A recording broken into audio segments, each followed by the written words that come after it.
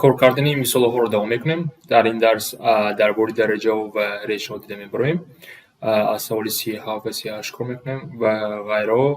در این درجهش ما باید اگر تست کار کردن خواهیم عددهای از 1 تا 10 کوادراتش رو اگر نقض دانین ایجاد کنید و کوبیشون هم بعض وقت در کار میشود آنها رو هم ایجاد کنیم برای تست کار کردن. مثلا در اینجا بینیم چی درست است.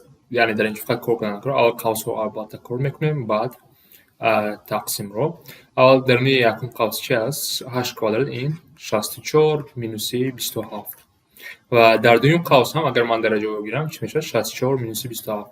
یعنی این طرح رو اجرا کردن شرط نیست چون ما در هر دوش یک عدد داریم تقسیم هر دو عدد به یک برابر است. یعنی پیش کار کردن سرویس کنه شوین قوس رو ابو بینیم که عددهای یک عدد هستن با نام دیگرگون نوشته شدند. برای همین نگاه کنیم طرح رو اجرا نکرده یک رو دیدیم که هر دو عدد یک عدد است و جواب ما یک میشود. مثال دو باشد در اینجا با فکرم کار کردن نکرد یگان چوانش 4 کوب این 64 است با جمع 25 که جمع هر دو اینا به چند برابر میشود به 89 برابر میشود. در اینجا 6 کوادرات این 36 میشود 36 مینوس 30 این 6 میشود ضرب 6 باید کنیم. بعد اگر هر دو این ضرب را اگر کار کنیم 89 ضرب 6 چند میشود این میشود 485 و 534 534 میشود.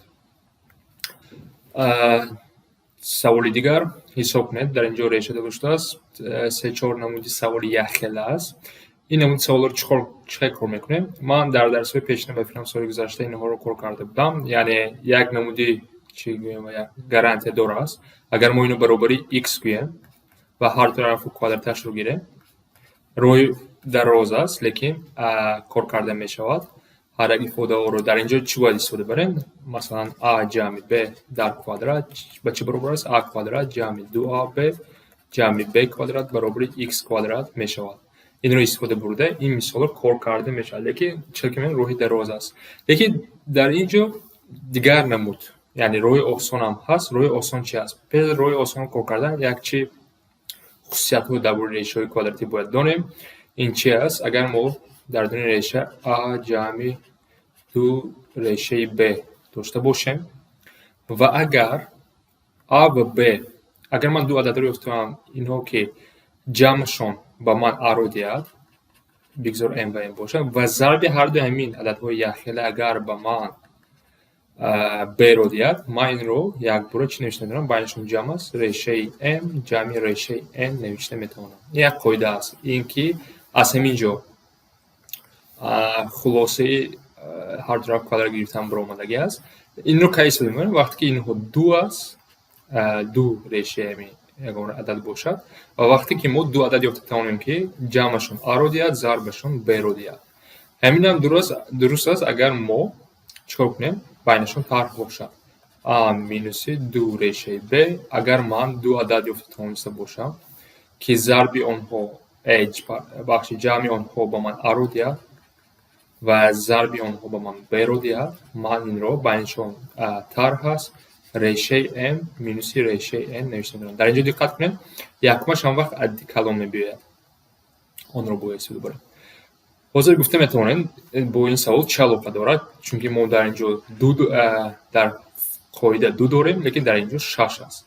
ما هم که نوشته دو برای نوشته میتونم چه نوشته میتونم ما میدونیم که 6 رو ما چه نوشته میتونیم 2 ضرب 3 ممکن است و اگر ما 3 رو درون قوس گیریم و این سوال ما دیگرگون نوشته میتونیم این سوال که نوشته میشود 16 جمع 2 3 اگر درون ریشه شود 9 میشود 9 ضرب 7 63 برای دومش هم میشه یعنی 16 جمع مینوس 2 ریشه 63.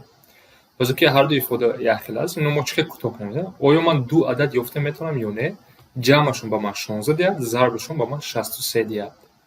سوالی ما همین است. البته که میتونیم کدام عددها اونها هستن عددی 9 و 7 اگر من 9 7 رو جمع کنم با من 16 میدن ضرب کنم اگر رنگ دیگر رو انتخاب کنم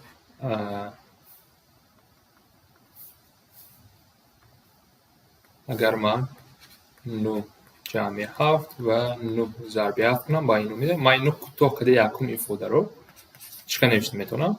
ریشه 9 جمعی ریشه 7 بینشون جمع است. این جمع رو می نویسم. بعد برای دویم ifade که عددها که یخیل هستن من ریشه 9 مینوس ریشه 7 نوشته میتونم.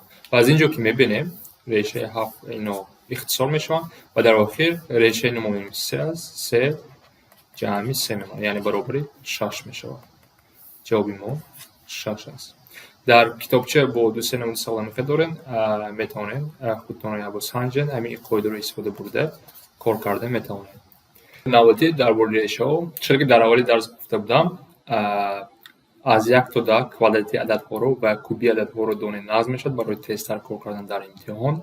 در اینجا ریشه داشته است. اینها هم وقتی بسیار مثال کنیم ایجاد میشن. مثلا 0 از 109 ریشه 0 از 109 چند است؟ این 0 از 10 625 این با 25 برابر است. 256 این با 16 برابر است.